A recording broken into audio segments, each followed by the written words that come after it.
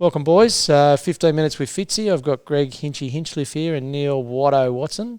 How are you, lads? Good, Rod. Yeah, yourself? Good to see you. Thanks for joining in and being part of this podcast series. Great to be here, mate. You know, as far as I'm aware, it's the most popular podcast series on at this particular time in this building right now. I can't disagree with you there. So. Well, I think that needs a fat check. Actually, you should say, that's not quite correct. This is going to be overused, isn't it? Yeah, but the more often there's that little bit of humour coming from who the hell's that? Yeah. If I happen to accidentally say something, pretty much on the first time, and pretty much straight away, you'll have to say, "Oh, by the way, that's Mike," because everyone will be like, "What the fuck is that?" Yeah, exactly. It's been very hard to edit out. By the way, that's if you boys have already met him, that's Mike, the producer. So we'll keep a lid on him as best we can. But yeah, he's got to keep us in control. He's going to fact check me from time to time because I've got a habit of sometimes, no, I wouldn't say making things up, but sometimes you don't let the truth get in the way of a good story. They say. But well, you wanted me to elaborate, mate. And you know, yeah. what's the word? Not elaborate. I've lost it. When you make something bigger. Exaggerate. Yeah, I thought there was another. Yeah, I don't know. Anyway. Never let the facts get in the way of a good story. Never let the truth get in the way of a good story. No. All right. So what else can we talk about? Obviously off the cuff here, but we're just trying to fill up a bit of video. Yeah. Yep. Have you done this before? Have you No, I been haven't. in a media sort of setting like this before? I obviously don't. Never with my clothes This is very. on. The things that we could not get away with today. I mean, do you feel sorry for? That's a good segue. Do you feel sorry for the sports guys and girls? But it's predominantly men. Let's be honest. They're getting into trouble. That can't be the characters that we used to be able to be, and it got contained in the environment that you're in. Yeah, I mean, you talk about it in the insurance industry, but in the sport, it's even. It's It's worse. more.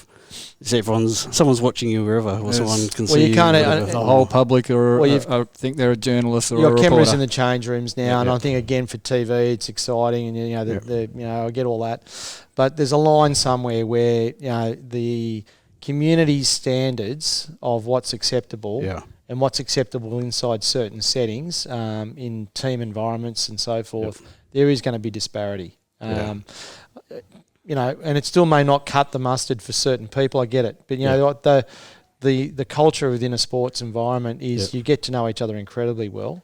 Yeah. You get to know each other's buttons. You know which ones to push to fire them up. You know which ones get them funny, and it may not be funny on the outside. It just may not be. And I can't see how it's appropriate that people external to that setting can make judgment calls and then make some fairly serious allegations, including criminal ones, which I think is a really extreme. So you admitting to be a ball juggler in the change room?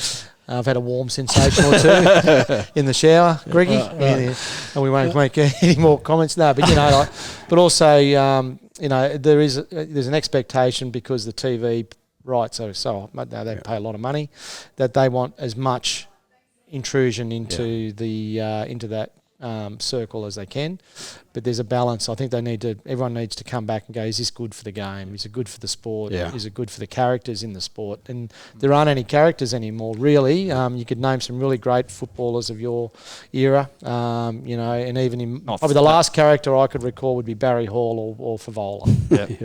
Is there anyone else that's a character that we would put in that category playing? It's all been stamped out. You got to follow the plan. If you don't follow the plan, there's no space for you in the team. The 80s were just insane with characters, and I'm sure there were even bigger ones prior to that. So in rugby league terms, I'd be lucky to find there'd be some funny characters if you knew them, but outwardly... Yeah, they can't do the right thing by the club. I think since Willie Mason retired, I don't think there's been any loud character that didn't toe the line all the time on what's PC and what isn't. I did see Hayden Ballantyne give one of my teammates an atomic wedgie in Bali.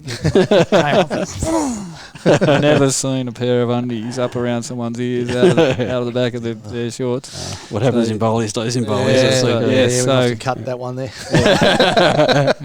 A certain what I'm trying to say is the actual... but I think the characters are still there, but they just can't be seen to be showing it. I think part of the difficulty is that there's actually more AFL journalists in Melbourne than there are contracted AFL players.